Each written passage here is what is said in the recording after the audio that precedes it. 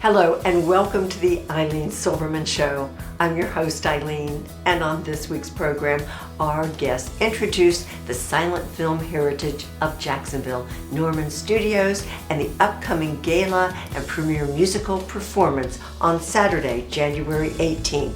Stay with us. We'll be right back.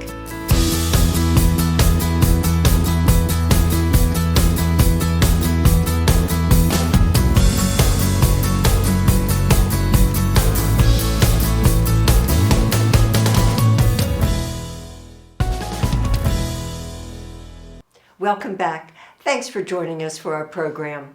I'm delighted to introduce my guest, Dr. Barbara Wingo, President, Norman Studios Silent Film Museum. And Barbara, it's wonderful to have you here once again. You've been on the Ilene Silverman Show discussing Norman Studios before and other parts of this community of which you're involved. And as a longtime friend, I'm happy to welcome you again. Well, thank you so much, Ilene, and thank you for giving me this great opportunity to talk about Norman Studios and tell its amazing story. And you're right, it is amazing. So kind of take us back to the beginning of Jacksonville and silent films and how all of this evolved. Silent films, or actually films, began in the 1890s in this country, and they began in New Jersey and New York. Well, the early film was outside. You did not have proper lighting, and so you really could not film these very early films, which were generally what we call one-reelers or two-reelers. Right. They're short films, but you couldn't film in the winter.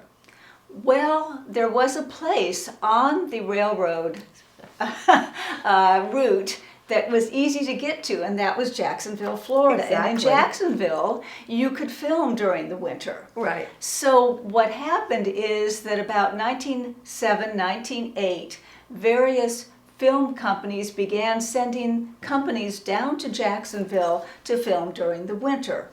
And this occurred from about 1908 to 1918, and during that time, Jacksonville was even called the winter film capital of the world, because around 30 companies actually came down. Over 300 films were made in Jacksonville, so it was a bustling industry at that time. Now, going further, in 1915, a group from Chicago called the Eagle Film Manufacturing Company decided, here's a business opportunity. Let's actually build a complete film studio in the Jacksonville area, so that we can take advantage of being able to actually provide sets, provide developing ways of developing film on site for these various companies that are in Jacksonville in the winter. And besides, we will also make movies and be a film company that prospers in this environment. Right. I mean, this was all a great new opportunity. Yes. They were jumping on board. They had a great business plan. So they came down to the Arlington area of Jacksonville, and there was a building on the property already that had been built as a cigar factory, although never used as a cigar factory. They used that as their production building, and then they built 4 more buildings. They built a generator building, they built a wardrobe's cottage, they built a garage, and they built a set building where they stored their sets. They also had a water feature, they had a water tower, a complete silent film, or a silent film complex. They didn't call them silent films then because they didn't know any different. They didn't know any difference. Exactly. We didn't know they were going to have talkies So later. in 1916, they completed this whole complex in a matter of months. Oh, wow. And this Impressive. complex, the Eagle Film Studios complex, becomes the Norman Studios, as we will see in a few years. Unfortunately for Eagle, they made several films there, many of them starring Marcel Perez, who was an internationally known comedian, and actually 5 of these films still exist, in 1916. But they probably put too much money in it too soon and didn't get a return. Right. So they rapidly became bankrupt. Yes. So here Didn't we last. have a studios in Jacksonville, All these buildings. all these buildings there. And at the same time we have that happen, Jacksonville itself was not the friendly place for movie making that it had been for political and other Understand. reasons. And so the buildings lie fallow until Richard Norman purchased them. So I have to go now to the story of Richard Norman, if I may. Definitely. Yes, but we're going to take just a quick break and then follow up. So we have much more to talk about. Stay with us. We'll be right back.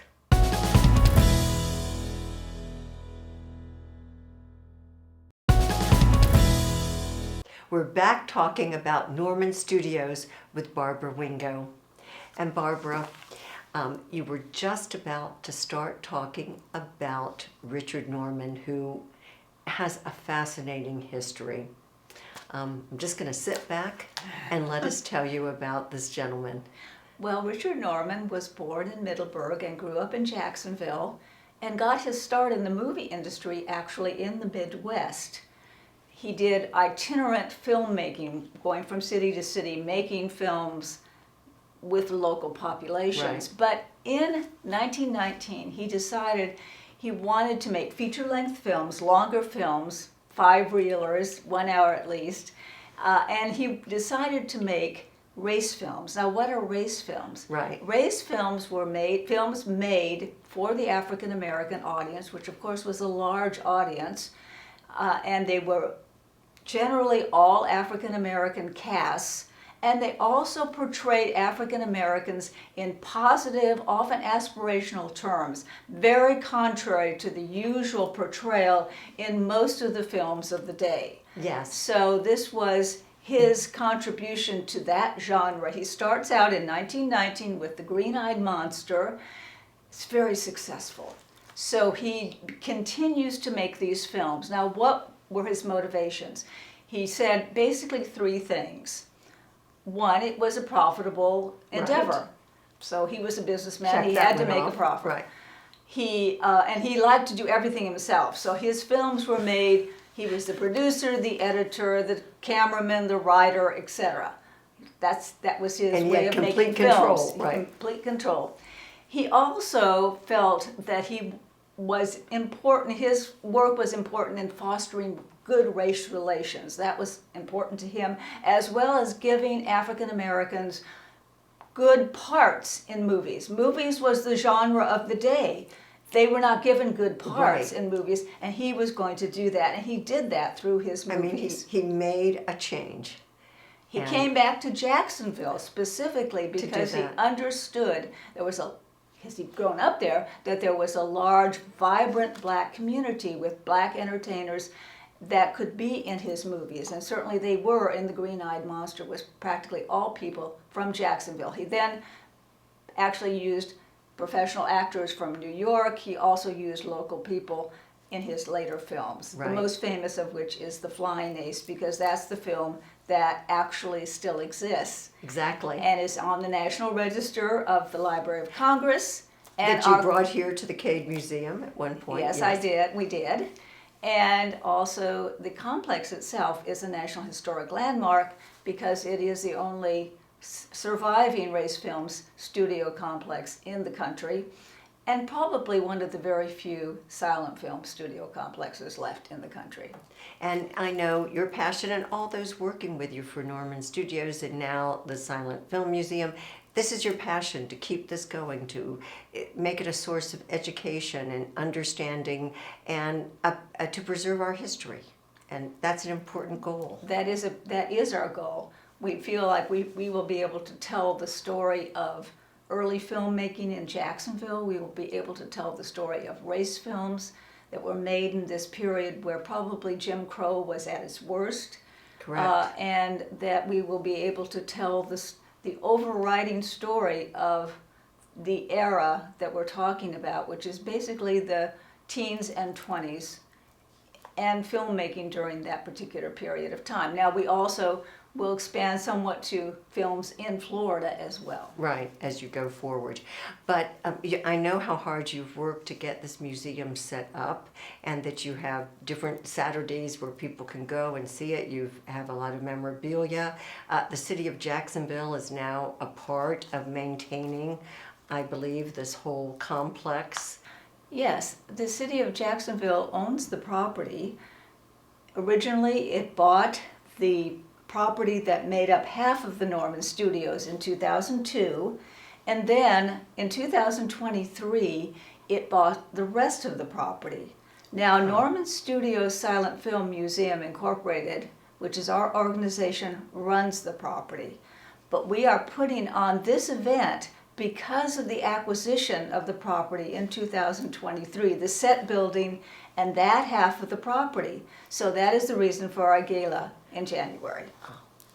Wonderfully said, because Barbara, we are going to take a quick break and then we're going to come back to talk about that gala.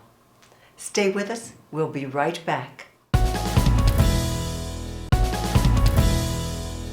We're back talking about Norman Studios with Barbara Wingo, and I'm pleased to introduce Dr. Nancy Carroll, composer, vocal artist, performer, graduate of the Yale University School of Music, and a very important part of the upcoming gala. And we're happy you've joined us, Nancy. Thank you. I'm happy to be here. Well, as we move ahead to this gala, Barbara, set the stage for us and tell us when it's all going to take place. The gala is going to take place on January 18th, which is the Saturday of Martin Luther King Jr. weekend. And it will begin at 2:30 with tours of our museum. And then it will continue at 4 o'clock with the gala presentations at the actual building that we are celebrating, the set building that I mentioned before. Correct. Which is named in honor of one of our founders, Rita F. Reagan, who has been honored by the city of Jacksonville, which actually officially named this building in her honor. Wonderful. So the program then at 4 o'clock will consist of cocktails and hors d'oeuvres, and then at 4:45 we will actually have a presentation or a program. We will start with presenting members of the Reagan family that we're honoring, as well as members of the Norman family, Richard Norman's descendants, that we will honor. And then we will go into the presentation of the music, which is James Weldon Johnson's poem, St. Peter Relates an Incident of the Judgment Day, set to music by Nancy. Exactly. I mean, there's a lot happening during this gala. And so tell me, Nancy, jump in. I know through many parts of the community you've become friends with Barbara. How did you approach this, and explain the poem, both of you, how this all has come together? Why that poem to start with, say? Well, the poem, as James Weldon Johnson said, he conceived of this poem when he was thinking about war, democracy, America, and, as he said, the Negro Gold Star mothers, which are the mothers that lost their sons during the war, the Great Right, War, the Great War, World War I. Right. And so it is a reflection on that. Now the connections, it is a very powerful poem, as I'm sure Nancy will explain, but there are some connections with James Weldon Johnson. Not only is he, of course, a Jacksonville native, but he also, with his wife, wrote photoplays during the era that we call the Jacksonville as the winter film capital of the world. So he was part of that. Yeah, so he was actually part of that. And this poem evokes not only the problems and the issues of that time, but it is a way of also celebrating the one film that we have, which is The Flying Ace, because The Flying Ace is about someone who comes back from the war, from the Great War, to his job in basically in Jacksonville because it was all filmed at the Norman Studios. So It's a whole full circle. so it's a kind of a full circle. Right. So the aspirational portion of that film is, of course, that he is a flying ace, but he really isn't a flying ace in the American Army because they did not allow at that point Right. blacks. But here was a figure that you could look up to, and some Tuskegee Airmen have actually said they watched that movie and were inspired by that movie. But back to James Weldon Johnson and the very powerful poem. I'd like to let Nancy talk about that a little bit and what Right. she conceived when she got the commission. Yes, I was unfamiliar with the poem, actually. It was Barbara who had strongly suggested it. And when I got the poem, actually what I did was to, in fact, get the complete poems of James Weldon Johnson, just to kind of take a look. And there's one very, very moving, well, several wonderful poems in there, but I mean, the whole collection is amazing. But this very, very moving poem in which he talks about the unknown bards, the people whose creative genius brought about the spirituals. And the poem, St. Peter relates an incident of the Resurrection Day, actually culminates, kind of climaxes and culminates with the spiritual deep river. The poem itself, And forgive me, Nancy, because I'm just enthralled, but we're going to take a quick break and Oh, come okay. right back so you can finish the rest of your conversation with us. Certainly. Thank you. We'll be right back.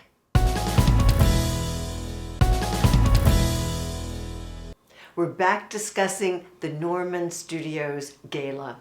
And Nancy, explain more about how you took Johnson's poem and set this to music, your part as composer. well, I divided the poem essentially into 6 sections. And I was, because it is essentially a soldier's tale, I was kind of influenced by Stravinsky's The Soldier's Tale.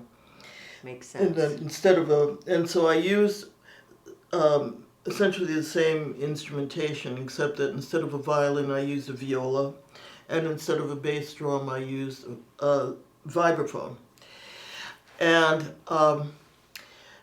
the poem, in the first section, we're presented with a heaven where everybody's kind of bored, and they sing the same thing over and over again, and they're kind of like they sing out of tune, and nobody's Not what we particularly sort think. of everybody, you're supposed to be happy, but nobody maybe is, you know. So St. Peter is trying to alleviate this situation, tells them stories about things that happened on earth. And they even say in the second section, like the heavenly hosts say, St. Peter, tell us a story. And so he recalls the story of the unknown soldier in Washington. And the next scene that you have is of the people in the Resurrection Day facing the final judgment. And but at the end of the section, in the poem, it states that from the United States of America, there came this sort of special order. And what you find in the next section is that special order is that people want to make sure that the unknown soldier is able to get to heaven, and they're afraid that because he's entombed, he can't do that. Can't get out. And so they progress to the tomb, and these people, actually Johnson kind of enumerates them. They're like the sons of the Confederacy, and I think ironically he says, you know, the preservers of the patriotism of the nation, you know, the sons Yes. of the Confederacy, I don't know. But anyway, they go to the tomb, and find the tomb intact. They work to get to release the soldier, and the soldier also works from the inside of the tomb to come out. And then here they see him rise from the tomb, and he's a black man. They go berserk. Unexpected. It is absolute chaos. It's bedlam. And they try to think, well, maybe the poem at one point says that the clan was all for burying him again. And but then they wonder, could he actually, now that he was immortal, could he really be reburied? And then they sort of go through all of this. But anyway, the unknown soldier is left all alone. So in the next section, St. Peter sees that the work of the resurrection day is done, and he's ready for time to be absorbed into eternity. And he's about to close the gate when he looks over, this is the jasper wall, and sees this man coming towards him, and it's the unknown soldier. Oh. And what he's doing is he's singing the spiritual deep river. And this becomes a very, very powerful moment, because the soldier is expressing his understanding of his own identity, and also the fact of where really his home is. Oh, this And is because beautiful. as the spiritual states, my home is over Zion. And the hosts of heaven are caught up in the song too. Oh, And Nancy. finally, the narrator tells how everything is really sort of essentially over, and the heavenly hosts disperse. And at that point, actually, I have them singing the text that they sing in the beginning, Gloria in Excelsis Deo, to the tune of Deep River. To bring it all together. And then the narrator at the end says that that heaven, that everybody was sort of like poised between tears and laughter Oh, as to Nancy, what happened. it's beautiful, and you've expressed it so eloquently. I thank you. I know the Ritz Chamber players will be expressing this, will be performing on January 18th, and I thank you for your talent and all you've done, and certainly Barbara on behalf of Norman Studios to make all this possible. So get your tickets, go to normanstudios.org, become sponsors, donate, and be there January 18th. Thank you both. I'm so glad you tuned in, and I hope you'll join us next time. Take care.